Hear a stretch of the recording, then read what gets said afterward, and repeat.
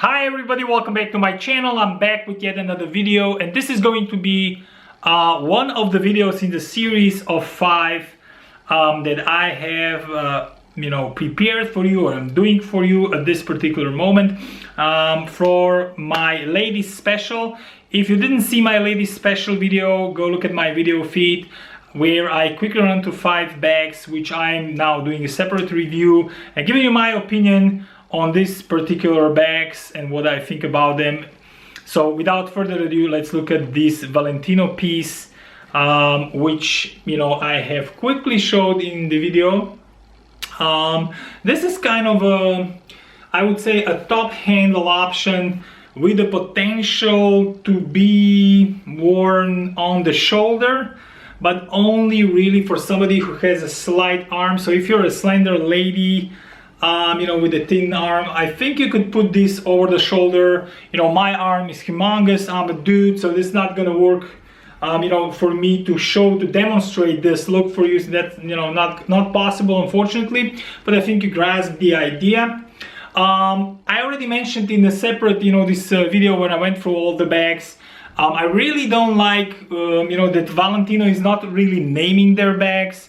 I believe this one, from what I have been able to find out on the internet, and please comment, share if you know more about this bag, is from the Mime or Mime collection. And a lot of sites just advertise this bag, or were advertising this bag. I believe this is a 2015 bag, as a top handle hobo bag.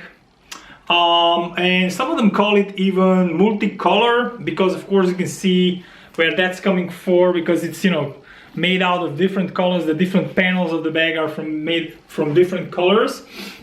But anyway, it's just a shame that this is not called, I don't know, the Sarah bag. I'm just making this up, or the Stephanie bag, or the Clarice bag, or something like that. So when you're looking for something like that, or you're referring to a bag like that, you can say, what about that Clarice bag? That's a really interesting bag, but a very underrated bag. And that's what I actually think about this bag. I've been playing with this bag for 2-3 days, and I believe it's a very interested, very well made bag. That's what it is. It's just a very, very interesting, and I think also quite practical bag, minus the cross the shoulder option. There's no cross the shoulder option on this bag. So it is, either you carry it like this, or in the crook of your elbow or arm, or whatever you want to call it, and potentially, well, you see, I can almost kind of put it, but you see my arm is really big. So for the ladies, I believe it's possible also to wear it like that. What I do have to identify this bag is this little tag. So I'm gonna come closer with this tag. And so this is the code for this particular bag, and I was able to Google this code out, but again, I didn't get a particular name for this particular bag. But if you want a reference somehow to refer to this bag, this is the tag that came with this bag. Now, outside, so the bag is 100% calf, I believe calf leather. And as I already mentioned in that video previous to this one, the overview video of the 5 bags, this is an amazingly soft, subtle leather, which still remains a lot of shape, but it's just gorgeous to the touch. It smells divine, and I always do the smell test on these leather bags. It's kind of weird, but it doesn't really tell me anything. Or we think, the smell is more opulent, the better the bag, the better the quality. I don't think there's anything in that, but just, it smells really nice, this one. And as I said, very soft, almost to a point, let me turn it around, here is, the logo. Almost to a point when you would be kind of scared to wear it. You would say, this is such a delicate bag, it's gonna get scratched and everything. And I mentioned in that video, and I'm gonna show you this now, guys. I actually do have at home this wonderful Valentino Garavani wallet in the red leather with the golden studs. And this leather is, I believe, similar, if not the same. This one is a bit softer, but it's very, very similar. This one's also very soft. And if you saw the review of this wallet that I posted in my video, on my channel quite some times back, I was kind of, you know, very skeptical how this is gonna, you know, restrain the time. But look how this wallet still looks today. It's almost immaculate. There's nothing on it. And think about it, this is an SLG, meaning, you know, you are tossing this from bag to bag, and yet there is very minimal damage on this wallet. And that's why I believe, you know, that even though delicate as it is, this bag will, you know, maintain its beauty over time.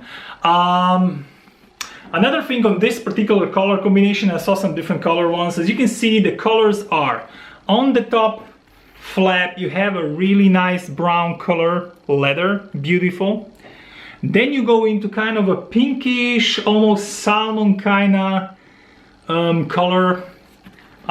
Very delicate color, and this is where, you know, my scare comes from. The same is on the back, and on the back you have the Valentino logo.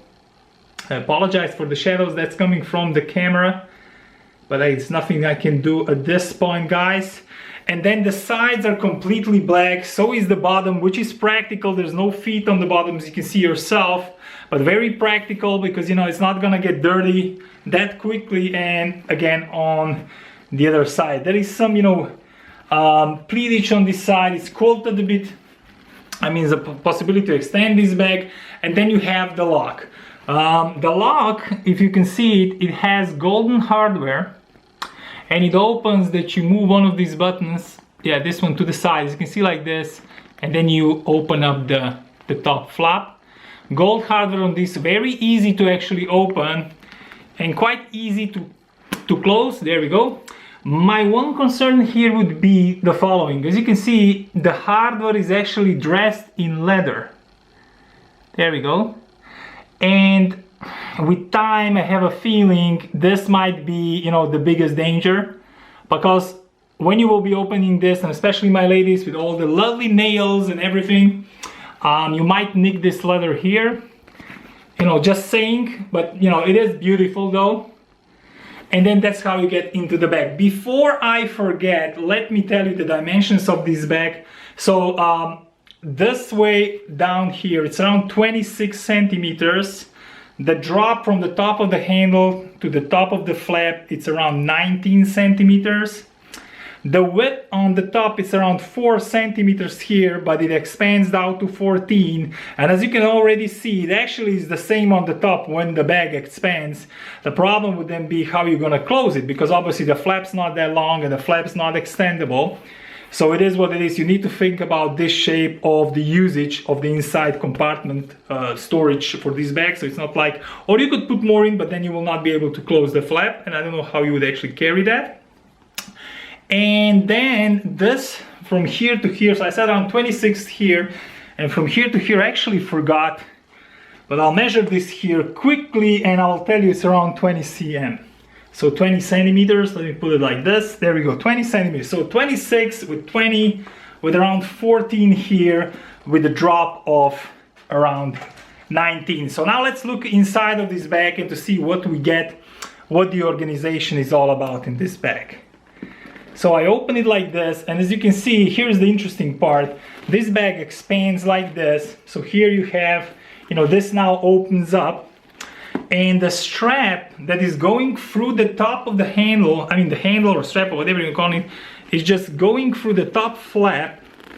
Then it comes down here into the bag, and this allows, you know, you to kind of extend the bag. So you kind of pull the flap forward, you see, and it kind of opens up completely. And then inside, which is the piece that I really like on this bag, is one, you have one compartment in the back. Let me take out the stuff and quickly here. Then you have a second big compartment here, and that's a really large one.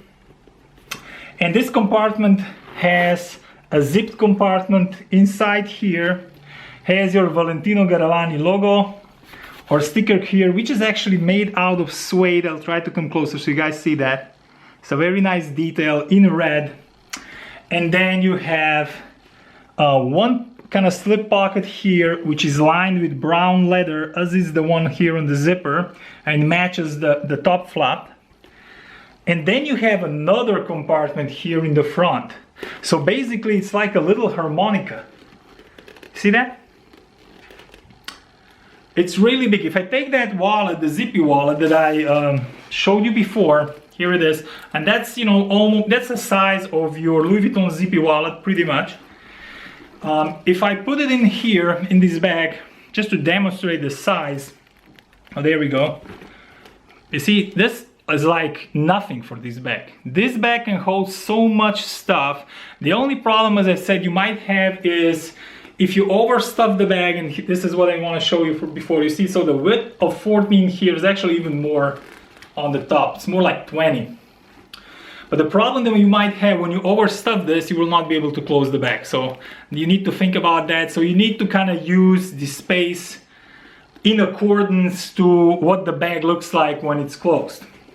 So here's the wallet once again. It's now lying on the bottom of this ginormous, really ginormous place. So this bag reveals itself a really interesting concept inside. You have, as I said, one compartment here, then you have one large one here with a zipper pocket plus two slip pockets lined with brown leather, and then you have another one, the same one as before in the front, in the back. So you can put some documents here, you can put your wallet maybe here, or a phone, or you can put some keys in here or something valuable in here. You have a lot of options with this bag. So that's why I find this bag to be really interesting. Another thing to note on this bag is this is a full leather bag. There is no, you know, canvas anywhere or no cloth or whatnot interior. This is all leather.